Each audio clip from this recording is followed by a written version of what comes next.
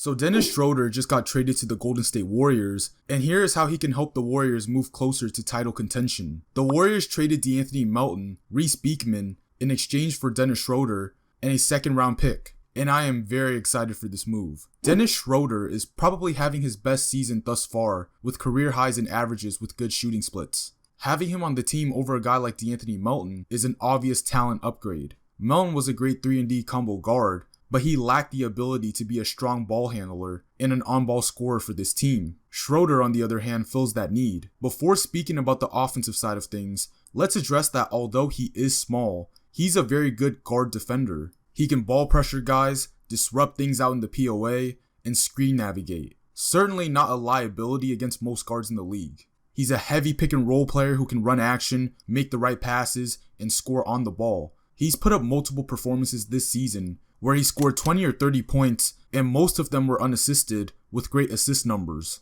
The Warriors desperately need that, considering their offense is continuing to plummet without any reliable self-creation. Being the high-level perimeter player that he is, he's very good at operating from north to south, which will benefit a lot of the off-ball players in the Warriors' offense. He's very good at applying rim pressure, specifically beating players off the dribble, and constantly touching the paint. That kind of presence can easily unlock players like Moody, Buddy, Draymond, Loon, Slow-Mo, and even Steph as well. Schroder is the best player on the Warriors who can pass through traffic, meaning dump-offs or kickouts, something that the Warriors also desperately need. Guys like Kuminga and Wiggins can get downhill, but they can't exactly pass out of it at a high level. However, I believe having Schroder on the team will improve the Warriors' shot profile. If you look at the way that this roster is constructed and how Steve Kerr runs the offense, there is a high frequency rate of threes attempted, specifically above the break threes. That's where they get a majority of their points. Everything stems from the motion offense,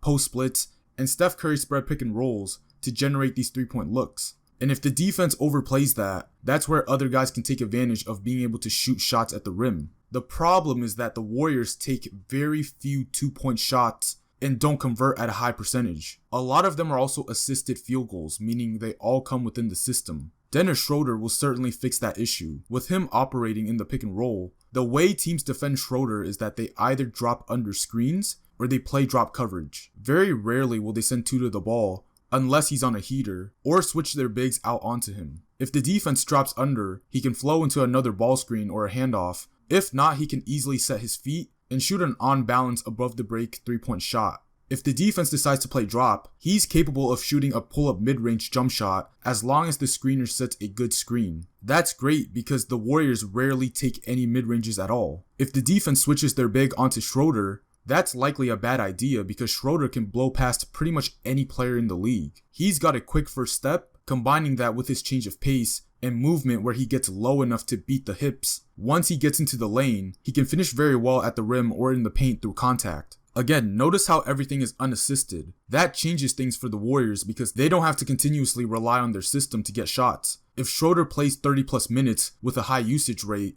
expect an increase in 2-point field goal frequency. But something else to expect is that Schroder is likely going to spend a good amount of time with the second unit as well. The second unit has been terrible for the Warriors offensively in the half court. There's zero talent in shot making from the likes of Pods, Moody, GP2, Loon, and Slow-Mo. When things get out of hand and the Warriors go on scoring droughts, it's usually because the bench can't score. There's nobody that can score on the ball. Dennis Schroder will also fill that gap. He's going to be able to steady the offense in minutes when Steph is not on the floor with him, and that will allow the game to stay in control where the Warriors don't always have to depend on Steph to come into the game. And during those minutes, I expect guys like Moody and Pods to have cleaner spot-up looks. GP2 can have lanes to cut to the rim, Loon can crash the glass more, and even TJD, who's the only lob threat on the team, can be in a much better scoring situation playing alongside a strong pick-and-roll ball handler. But even though Dennis Schroder helps the Warriors' offensive struggles, people aren't buying into the trade due to uncertainty on whether or not Schroder truly fits with the Warriors due to his playstyle. I'm here to tell you that it really doesn't matter that much.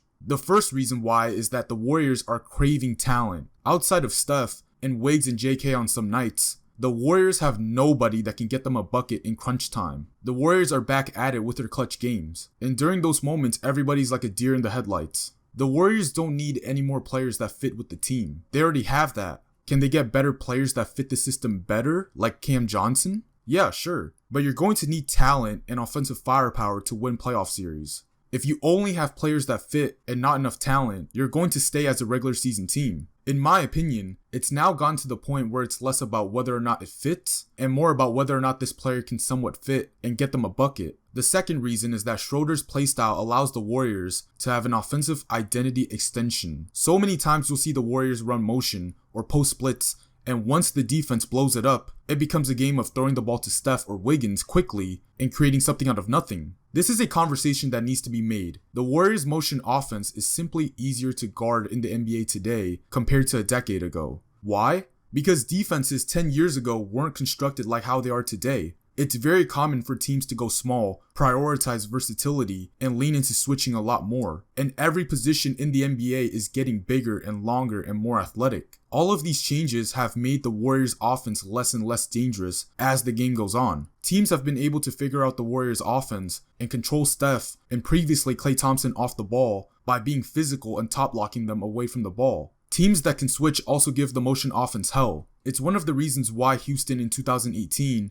almost beat the Warriors because of their versatility. Imagine a scenario where the Warriors run motion with Schroder handling the ball, and let's say the defense makes all the right moves. Nobody's open, there's no advantages. Instead of continuously passing the ball and scrambling for a shot, they can simply flow right into a two-man game with Schroder and another screening five-man. That's going to organize the offense because way too often when the Warriors encounter this issue, they play bad basketball because they have no plan B once their offensive system shuts down. Schroder will not only still be able to play his game, but also somewhat exist in the Warriors system as a decision maker. He's obviously not going to be involved with the movement and the screening portion of the offense because that's just not who he is. And even though Steve Kerr has been very questionable over the last few years with his coaching, I doubt he'll misuse Schroder since he, Steph, and Draymond all advocated for Schroder to be on this team. Draymond has stated publicly that the team will adjust to Schroder, not vice versa. And potentially, we might see an offensive philosophical shift, but not totally abandoning their foundation.